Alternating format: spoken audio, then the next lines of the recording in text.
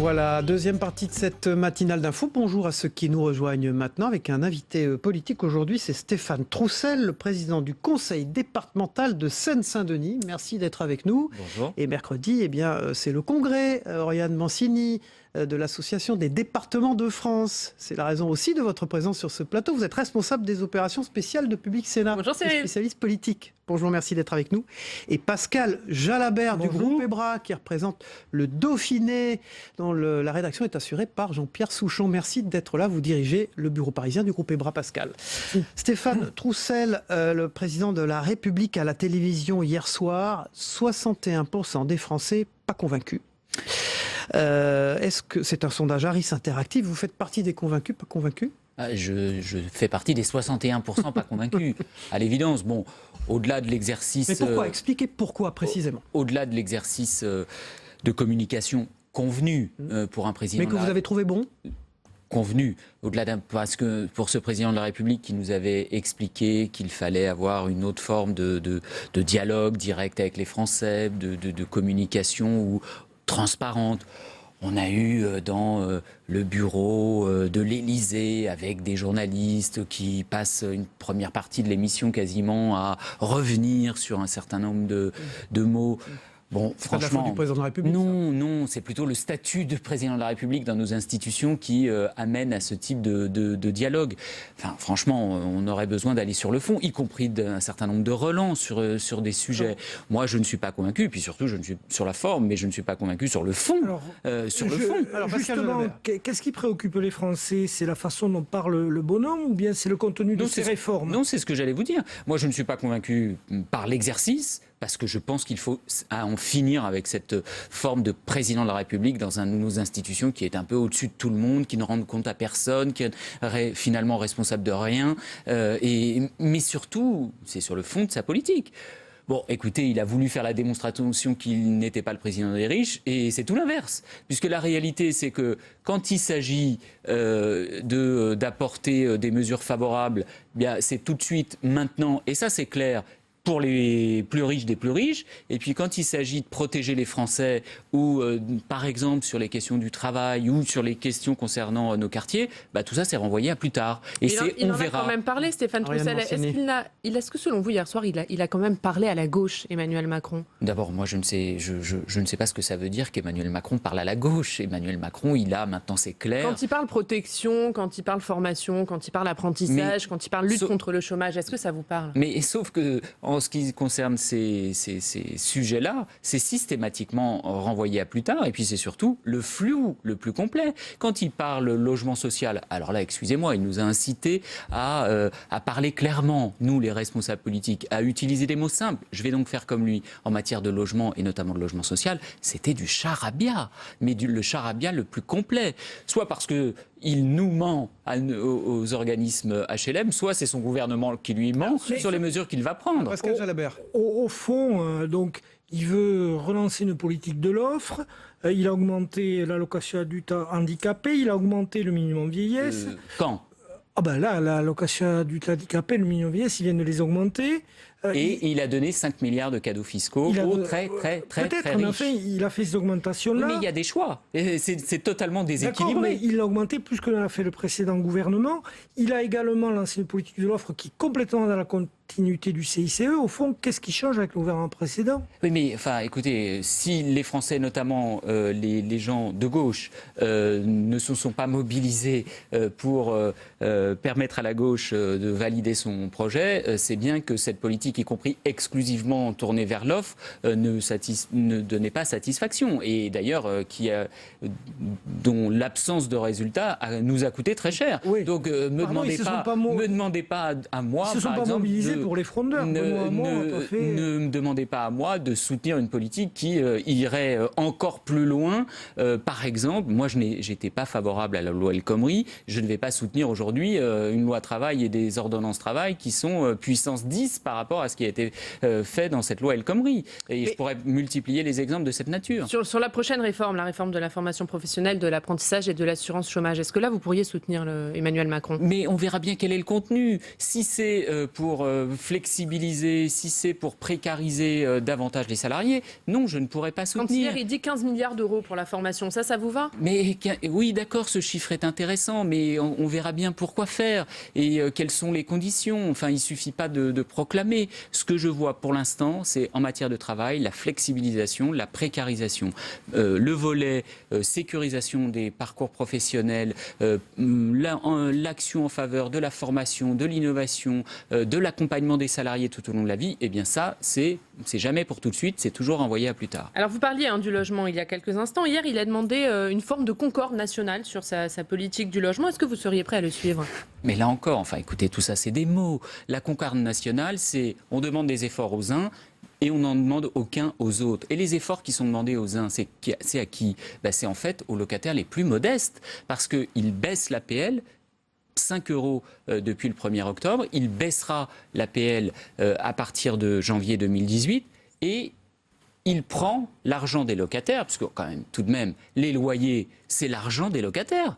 C'est l'argent des locataires. Et en fait, on va demander aux locataires, à travers leur loyer, de payer leur APL. Finalement, c'est ça, de payer la baisse des APL. Quand il dit que toutes ces réformes ont pour objectif de baisser les loyers. Mais c'est l'inverse qui va se produire. C'est l'inverse qui va se produire. Puisqu'en fait, en ponctionnant l'argent des locataires, pour compenser la baisse des APL, eh bien, qu'est-ce qu'il fait ? Il va retirer des moyens aux offices HLM pour rénover, réhabiliter, construire. Je vous donne un exemple, l'office Seine-Saint-Denis Habitat, dans mon département, c'est 12 millions d'euros qui vont être ponctionnés. Ce qu'on appelle l'autofinancement. Et donc, autant d'argent qui nous sert à réhabiliter, à construire, à rénover. Dans un département comme la Seine-Saint-Denis, il y a de très importants projets de renouvellement urbain. Et donc, construire, eh bien, c'est ça, c'est l'inverse. Il va obtenir une chute de l'offre. Et puis, surtout, il faudrait que Emmanuel Macron enlève un certain nombre d'œillères libérales. Parce que quand il parle des organismes HLM qui doivent être recapitalisés, non, Monsieur le Président de la République, nous n'avons pas de capital, nous ne pouvons pas être recapitalisés. Deuxième, il nous dit aussi, mais on va distinguer la situation des offices entre ceux qui iraient bien et ceux qui n'iraient pas bien et qui ont plus de besoins, notamment dans les quartiers populaires. Oui, mais le projet de loi que son gouvernement défend, l'article 52 du projet de loi de finances que son gouvernement défend, il dit tout l'inverse. Puisqu'en fait, ce sont les organismes HLM qui ont le plus de locataires qui perçoivent l'APL, les organismes, par exemple, situés dans les territoires les plus modestes, qui justement vont être davantage ponctionnés. Donc en fait, il dit une chose et son gouvernement fait l'inverse. Donc qui ment, lui, ou son gouvernement lui ment ? Oui, sur un autre volet qui concerne votre département et puis d'autres aussi, la sécurité. Alors Gérard Collomb qui réhabilite la police de proximité, qui veut mettre des amendes forfaitaires automatiques pour les petits trafics, notamment de stupéfiants. Là aussi, vous trouvez que ce n'est pas assez, que ça ne va pas bien ? Ah mais moi je demande à voir. Moi, le rétablissement d'une police de proximité, ça me va bien. Je demande juste à voir. Je demande que les effectifs de police dans mon département soient sensiblement augmentés. Je demande que la carte des commissariats ne soit pas revue pour être réduite. Donc, écoutez, on ne peut pas à la fois dire qu'on va rétablir une police de proximité avec davantage de policiers sur le terrain et annoncer en même temps qu'on supprime 120 000 postes de fonctionnaires, par exemple. C'est toujours sur le Troussel, le président du conseil départemental de Seine-Saint-Denis, qui est l'invité politique ce matin de Territoire d'Info. Mercredi, c'est le 87e congrès de l'Assemblée des départements de France, dans un contexte de tension, on le sait, entre l'État et les collectivités locales. Le Premier ministre va venir, il sera présent. Qu'est-ce que vous attendez de lui, de son annonce ? Il vaudrait mieux qu'il vienne avec des annonces, notamment sur la prise en charge par les départements des mineurs non accompagnés, des mineurs isolés étrangers. Vous savez que c'est un dossier qui est en train de prendre pour les départements une acuité forte, parce qu'avec la crise migratoire, avec les défis climatiques, avec les guerres, avec un certain nombre de violences dans un certain nombre de pays, le nombre de mineurs qui arrivent en Europe et notamment dans les grandes métropoles est en train d'exploser. Touché en Seine-Saint-Denis ? Particulièrement. En moins de 2 ans, le nombre de mineurs non accompagnés accueillis en Seine-Saint-Denis aura quasiment vraiment doublé, plus que doublé, avec une charge financière qui sera passée de 19 millions fin 2015 à plus de 42 millions fin 2017. Est-ce que vous avez les moyens de financer Non, absolument pas. Absolument pas. Donc il faut des réponses sur ce dossier des MNA, il faut des réponses sur la question du RSA, parce que là aussi, sur le RSA, la situation ne peut plus durer. Vous voulez vous en débarrasser du RSA, dire à l'État, occupez-vous-en, c'est votre job? Non, moi je ne veux pas dire occupez-vous-en. Nous disons simplement une chose simple, la question du financement de l'allocation. Oui, ça doit reposer sur les finances de l'État, puisque le président du département que je suis, pas plus celui du Nord que de la Creuse, des Bouches-du-Rhône ou ailleurs, ne décide du montant de l'allocation, des critères, de qui a droit, qui n'a pas droit. Et donc, oui, nous sommes simplement des payeurs sur la question du RSA. Donc, en ce qui concerne l'allocation, moi je suis favorable à une recentralisation du financement. Par contre, nous pensons que nous devons continuer d'assumer l'accompagnement individuel, la politique d'insertion, comme nous le faisons, mais il faut que le financement de l'allocation, parce que sinon aujourd'hui on a un système de solidarité nationale qui marche sur la tête. En fait, ce sont les départements les plus populaires, les plus pauvres, qui payent, qui font payer aux pauvres pour un peu plus pauvres qu'eux. Eh bien, ce système-là ne peut plus durer parce qu'on abîme la notion même de solidarité dans notre pays. Justement, le nombre d'allocataires du RSA était plutôt en baisse ces derniers temps. Est-ce que vous craignez qu'avec la baisse des contrats aidés annoncés par le gouvernement, ce bol d'air ne soit que de courte durée? D'abord, il n'était pas en baisse dans tous les départements. Il était en moyenne légèrement en baisse dans certains territoires. Il était, par exemple, dans le mien, plutôt stable, mais avec y compris des profils différents des allocataires. C'est ce qui fait que le montant de la location continue d'augmenter dans un département comme le mien. Mais bien évidemment que si on a un marché du travail qui se précarise, qui se flexibilise avec le développement de petits jobs, qu'est-ce qui va se passer? Le recours à la location, y compris en complément de l'activité, va augmenter. Et donc, en fait, ce sont les choix de politique économique et sociale du gouvernement qui influencent directement le nombre d'allocataires. Et donc oui, c'est pour ça qu'il faut revoir le mode de financement de cette allocation de solidarité nationale. Et donc c'est sur cette base de recentralisation que vous souhaitez que les négociations se réengagent entre l'État et l'Assemblée des départements de France? En tout cas, moi, c'est ma position. Je suis favorable à un système, oui, qui indique dans son principe, les modalités de calcul, c'est discutable, mais en tout cas, dans son principe, je suis favorable à cette idée-là. Donc oui, il vaudrait mieux que le Premier ministre ou les membres du gouvernement n'arrivent pas les mains dans les poches ou les bras ballants à Marseille, parce que sinon, ça risque d'être un moment un peu de tension supplémentaire avec les collectivités locales. Est-ce que vous risquez, comme les régions, de quitter la conférence des territoires si le Premier ministre ne vous donne pas satisfaction? En tout cas, le président de l'ADF a d'ores et déjà indiqué que sans réponse sur le dossier des MNA et sur le dossier du RSA, il incitait les départements à ne pas contractualiser avec les préfets, qui était un des éléments de cette conférence nationale des territoires. Un mot sur la solidarité nationale. Vous êtes dans un territoire comme d'autres où il est difficile d'attirer des médecins, d'attirer des professeurs. Que demandez-vous à l'État là-dessus? Bon, moi je pense que sur cette question, oui, les territoires urbains ou les territoires ruraux populaires sont confrontés à la désertification médicale. Donc moi je pense par exemple qu'on ne peut plus laisser librement l'installation des professionnels de santé. Tous les systèmes coercitifs sont un peu difficiles à mettre en place, mais il pourrait y avoir une première mesure simple, c'est que on n'accepte pas l'installation des médecins avec des tarifs conventionnés dans les territoires qui sont déjà en surpopulation médicale. Première chose, il faut donc favoriser l'installation notamment des jeunes médecins dans les territoires où il y a une désertification médicale. Et troisième, il faut favoriser notamment financièrement l'installation dans les territoires sous-dotés, c'est-à-dire aider au regroupement, que les tutelles dégagent des moyens financiers pour financer des maisons de santé, mais dans des proportions plus importantes que ce qui a été fait jusqu'à présent. Autre sujet, Stéphane Troussel, le Grand Paris. Emmanuel Macron doit faire des annonces sur ce sujet début novembre. Qu'en attendez-vous?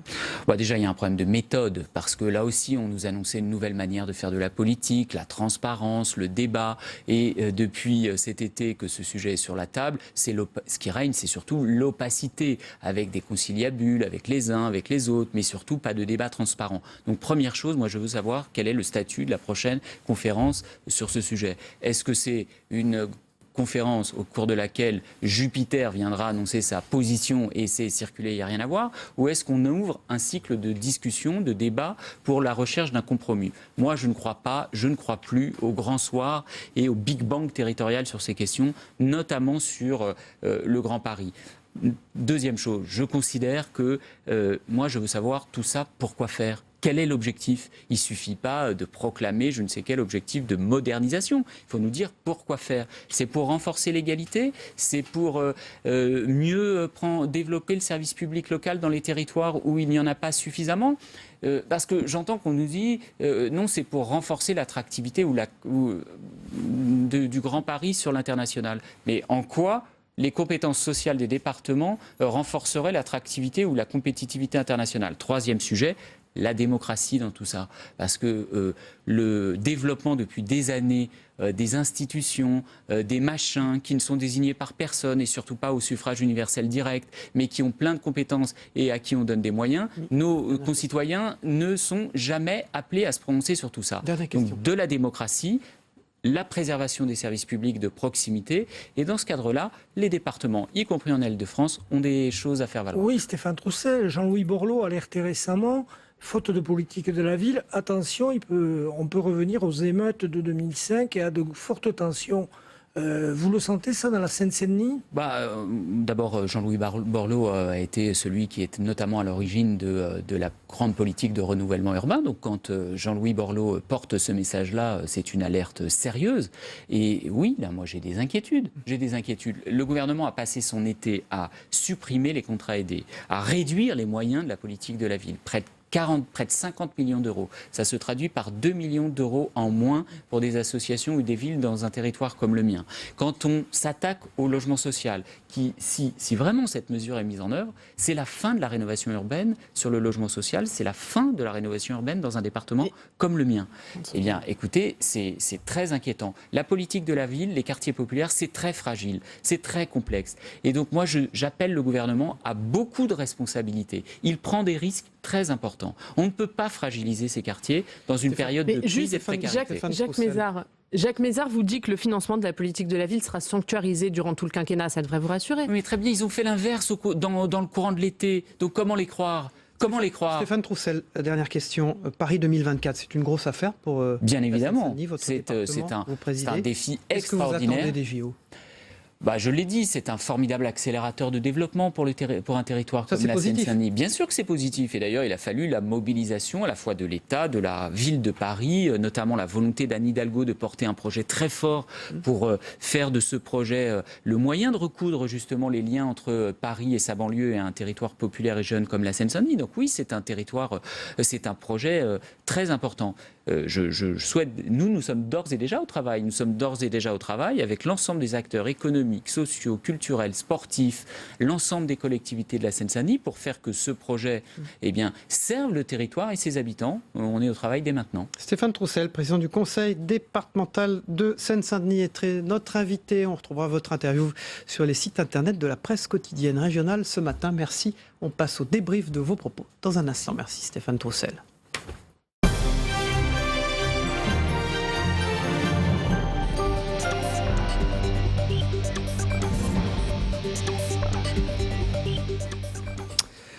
Voilà, on passe donc au débrief des propos de Stéphane Troussel et j'accueille Guillaume Doyen de la Gazette des communes, des départements et des régions qui était présent dans la première partie de cette matinale d'info. Bonjour. Merci d'être là. Vous êtes aussi l'ancien patron des éditions départementales du Parisien. C'est intéressant d'ailleurs que vous débriefiez ce matin Stéphane Troussel. Et puis j'accueille Jean-François Beige. Bonjour. Merci Jean-François d'être là. Vous représentez le Courrier du Parlement aujourd'hui. Vous êtes un ancien de Sud-Ouest, du journal Sud-Ouest. Merci d'être là. On démarre tout de suite par le sondage. 61% des Français pas convaincus par la prestation d'Emmanuel Macron hier soir à la télévision. Alors Stéphane Troussel, lui, l'a trouvé flou. Au-delà de l'exercice de communication classique, il a dit que tout ça, au fond, ne lui avait pas appris grand-chose. Guillaume Doyen. Oui, c'était une opération. Je dis oui, si vous voulez, aux propos de Troussel qui sont justes, il me semble. C'était une opération de pédagogie, comme on dit, d'explication de son action depuis qu'il est entré à l'Élysée. Et j'ai pas été tellement convaincu, si vous voulez, par ces éclaircissements, qui manquaient de fond, qui manquaient de calendrier, qui manquaient de concret en réalité. J'ai entendu, une fois de plus, mais je l'avais déjà lu ailleurs, le sens de l'action présidentielle. Je pense que les spectateurs, comme moi, en attendaient sans doute plus de concret. Jean-François Beige, au-delà de l'exercice de communication classique, vous avez suivi plusieurs présidents dans ces exercices de communication, dans les différents journaux pour lesquels vous avez travaillé. Aujourd'hui, donc, je l'ai rappelé, vous êtes au Courrier du Parlement. Vous l'avez trouvé très classique, Emmanuel Macron, finalement ? Oui, malgré tout. Alors, malgré tout.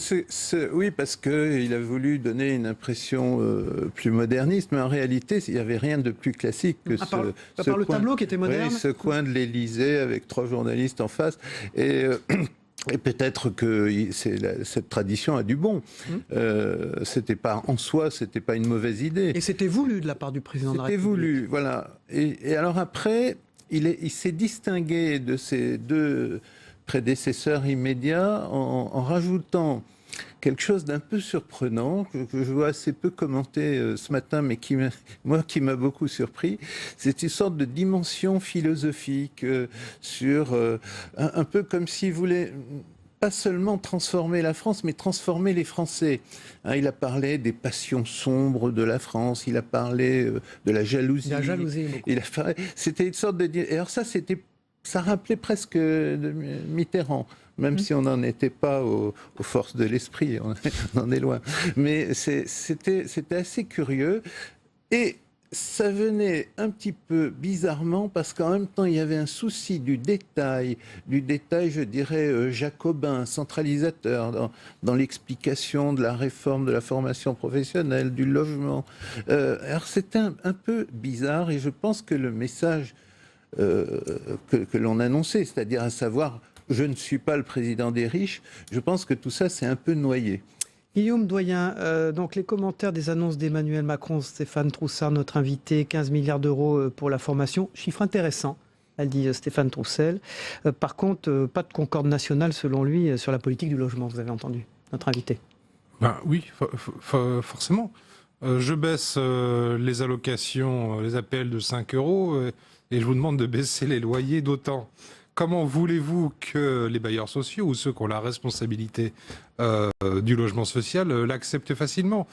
C'est pas possible, c'est pas entendable pour eux, si vous voulez.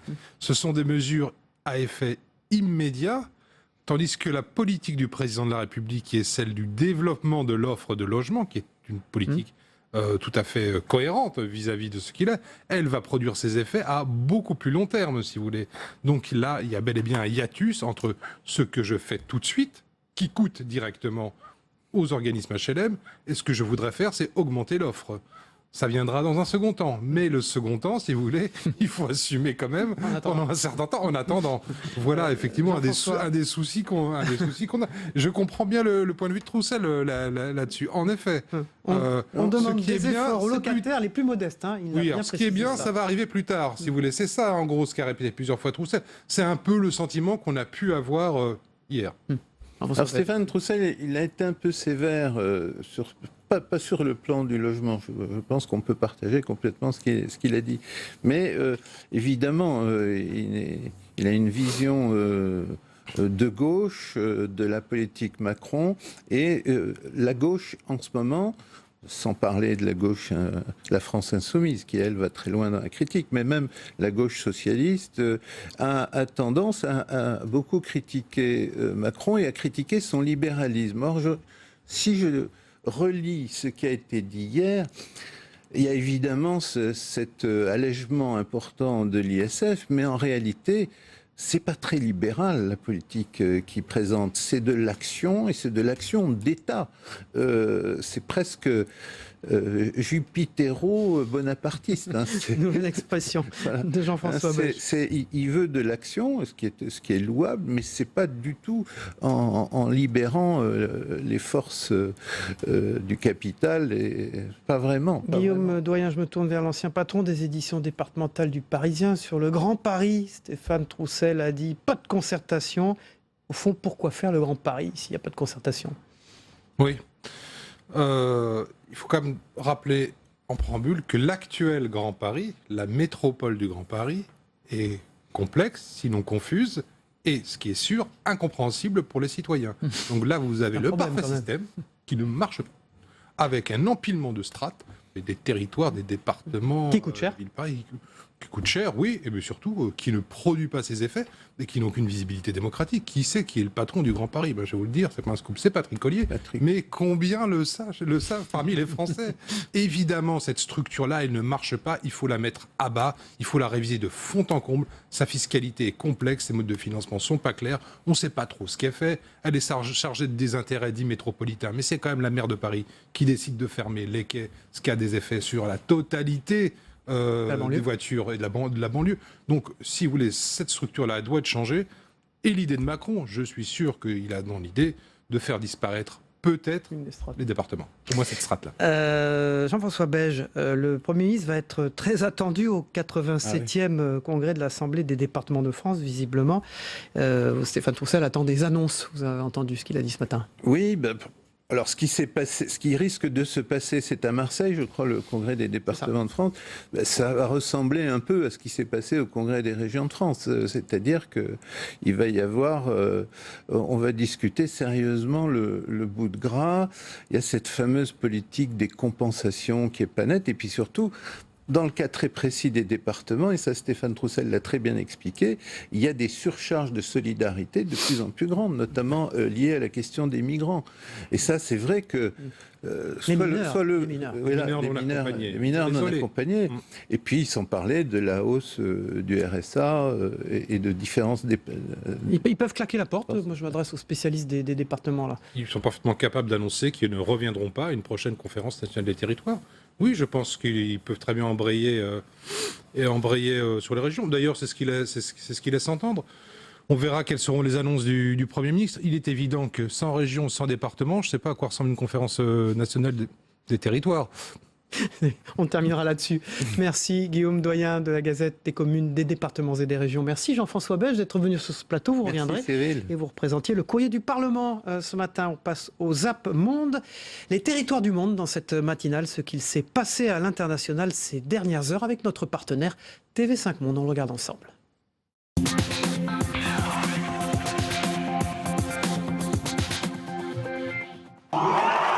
Plus de 10 ans que la droite autrichienne attendait cela. À Vienne ce dimanche soir, la réaction fut donc à la hauteur de l'événement au siège du Parti conservateur. C'est un jour historique. Nous avons une chance de prendre les rênes de ce pays et d'apporter un réel changement. Encore une fois, merci.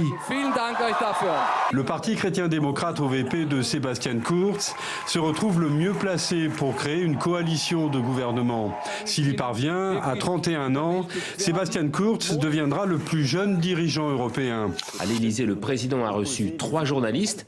Les dossiers sociaux et les commentaires sur ces petites phrases ont pris le dessus sur les dossiers internationaux. L'Iran a été évoqué. Le chef de l'État a confirmé sa position face à la marche arrière de Donald Trump sur l'accord conclu avec le régime des Mollahs. Moi, je souhaite qu'on reste dans le cadre de cet accord. Le président Rouhani s'est d'ailleurs engagé à y rester, que l'Europe et les autres négociateurs y restent, parce qu'on contrôle mieux les choses, parce que moi, mon objectif pour nos concitoyens, c'est la sécurité. Vous irez là-bas, ça sert à ça. Et j'irai au moment voulu pour aussi avoir ce dialogue exigeant avec l'Iran. Pour la première fois depuis bien longtemps, le duel aura été pacifique entre les deux camps. C'est dans les urnes que les candidats de l'opposition et du gouvernement vénézuélien ont mesuré leur force pour ces élections régionales, remportées par le parti au pouvoir qui gagne 17 régions sur 23. Une nette victoire, revendique Nicolás Maduro. Sous les ruines fumantes de l'hôtel Safari et des immeubles voisins, des corps sans vie. Ceux des victimes de l'attentat au camion piégé perpétré samedi au carrefour PK5 de Mogadiscio. La déflagration puissante a dévasté le quartier tout entier. À Mogadiscio, capitale pourtant aguerrie, exposée aux attaques depuis 2 décennies, les habitants sont sidérés par la violence de l'explosion. En pleine page du Washington Post, une promesse de 10 millions de dollars contre toute information conduisant à la destitution de Donald Trump. Cette publication n'est pas une blague, elle émane de Larry Flynt, le patron d'Hustler, l'un des plus célèbres empires américains du porno, a déjà détruit la carrière de 2 politiciens républicains. La récompense était alors d'1 million de dollars, mais cette fois la menace d'une guerre nucléaire mondiale, dit-il, est pour lui trop grave.